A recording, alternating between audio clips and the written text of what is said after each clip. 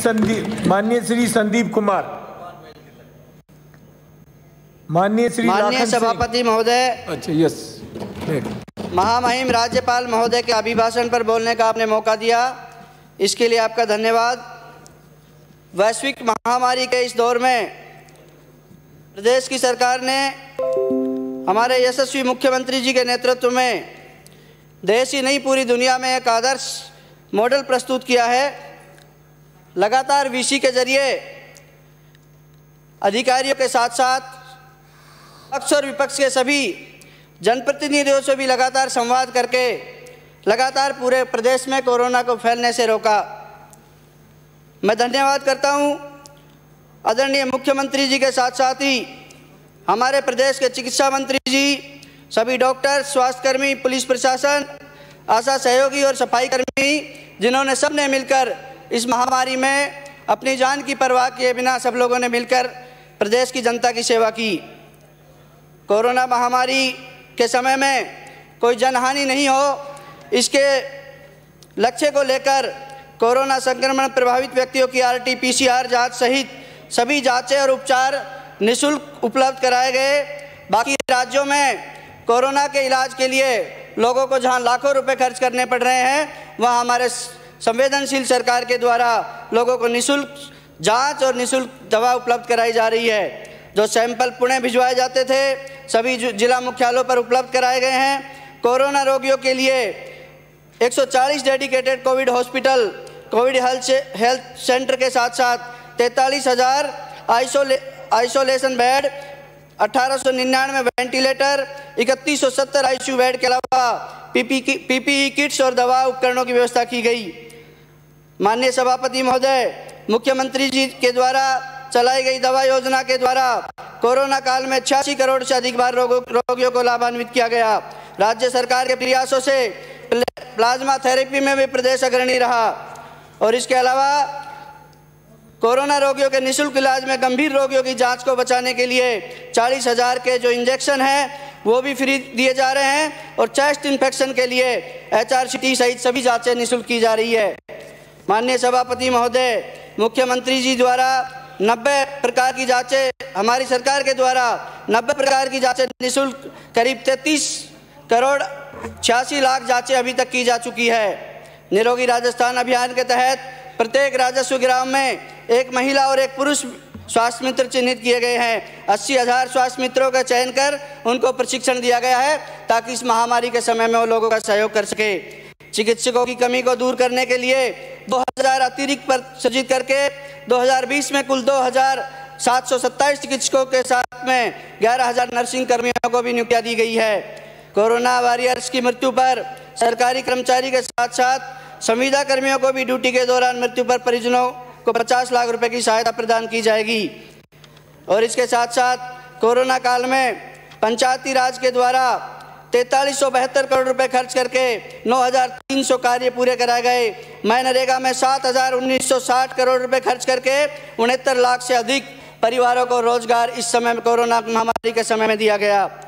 साथ ही आर्थिक रूप से कमजोर वर्गों के परिवार की महिलाओं के सम्मान और उनके आत्मनिर्भर बनाने के लिए राजीविका योजना में 1,84,000 स्वयं सहायता समूहों को रोजगार प्रदान किया गया।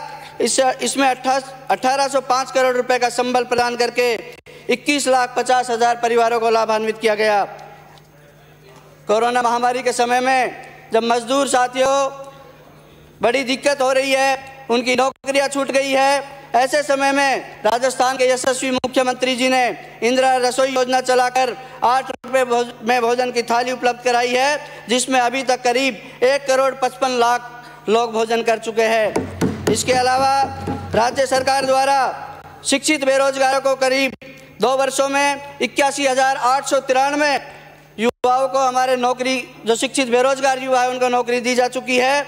इसके अलावा 50,865 पदों की भर्ती अभी प्रक्रियाधीन है। लॉकडाउन के बाद मई 2020 से दिसंबर 2020 तक 188 ऑनलाइन कैंप लगाकर 7104 युवाओं को रोजगार उपलब्ध कराया गया है। माननीय सभापति महोदय, राज्य सरकार द्वारा बेरोजगार युवाओं को आर्थिक संबल प्रदान करने के लिए मुख्यमंत्री जी के द्वारा युवा संबल योजना 1 फरवरी 2019 से अमल में आ चुकी है। करीब 800 करोड़ की राशि बेरोजगारों को भत्ते के रूप में प्रदान कर दी गई है, जिससे 2.5 लाख युवाओं को लाभान्वित किया गया है। इसके साथ ही 31,000 शिक्षकों की भर्ती के लिए रीट का आयोजन 25 अप्रैल 2021 को कराने का निर्णय लिया। जिला मुख्यालयों पर अंग्रेजी माध्यम विद्यालयों की योजना का विस्तार करके उनको ब्लॉक स्तर पर महात्मा गांधी विद्यालय खोले गए, जिसमें 2020-21 में कुल 168 ब्लॉक में विद्यालय खोले जा चुके हैं। खिलाड़ियों के प्रोत्साहन के लिए 29 अंतर्राष्ट्रीय राष्ट्रीय पदक विजेताओं को विभिन्न विभागों में उच्च पदों पर नियुक्तियां दी गई है। सितंबर 2020 में संपन्न जेईई और नेट की परीक्षा में शामिल होने वाले परीक्षार्थियों को निर्णय की शर्तों में 100 परीक्षार्थियों को बसों में बस की जो टिकट में 100% छूट प्रदान की गई। उच्च शिक्षा का प्रसार करने के लिए 2020-21 में 38 नए महाविद्यालय खोले गए, 12 महाविद्यालय स्नातक से स्नातकोत्तर किए गए, जो इतनी बड़ी संख्या में हमारे राज्य में शायद पहली बार इतने बड़ी संख्या में महाविद्यालय खोले गए हैं। इसके साथ ही 7 नए ITI खोलने की कार्रवाई प्रक्रियाधीन है। राज्य में देवभाषा संस्कृत के 49 वरिष्ठ अध्यापक, 10 प्रवेशिका एवं 6 उच्च प्राथमिक विद्यालयों को क्रमोन्नत करके 5 नए संस्कृत विद्यालय भी खोले गए हैं। माननीय सभापति महोदय, माननीय मुख्यमंत्री जी लगातार युवाओं से किसानों की सभी मांगों को लगातार ध्यान में रखते हुए लगातार 2 वर्षों के बजट में किसानों के लिए, युवाओं के लिए, महिलाओं के लिए सभी वर्गों का ध्यान रखा है। और इन बजटों में मैं मेरे विधानसभा क्षेत्र की बात करूं तो जो राजस्थान में बड़ा रेवेन्यू प्रदान करता है हमारा भिवाड़ी औद्योगिक क्षेत्र, वहाँ वर्षों से जो मांग चली आ रही थी, लगातार उस क्षेत्र में एक कन्या महाविद्यालय और एक नवीन जो हमारे महाविद्यालय भिवाड़ी में 2 महाविद्यालय लगातार 2 वर्षों में खोलने का काम किया और तीसरा महाविद्यालय उसको PG करने का काम किया। माननीय सभापति महोदय, मैं ये निवेदन करता हूँ सदन के माध्यम से कि लगातार जो किसान सड़कों पर बैठे हैं, दिल्ली के चारों तरफ जो किसान भाई हमारे बैठे हैं, 26 जनवरी के दिन जिस तरीके से उनको आतंकवादी और उग्रवादियों की संज्ञा दी गई वो निंदनीय है। सभी हमारे किसान साथी तिरंगा लेकर दिल्ली के चारों तरफ तिरंगे के सम्मान में निकले थे, भारत माता के सम्मान में निकले थे, अपनी जायज मांगों को मंगवाने के लिए निकले थे। जिस तरह का जो कायराना हमला वहाँ पर हुआ, जिस तरीके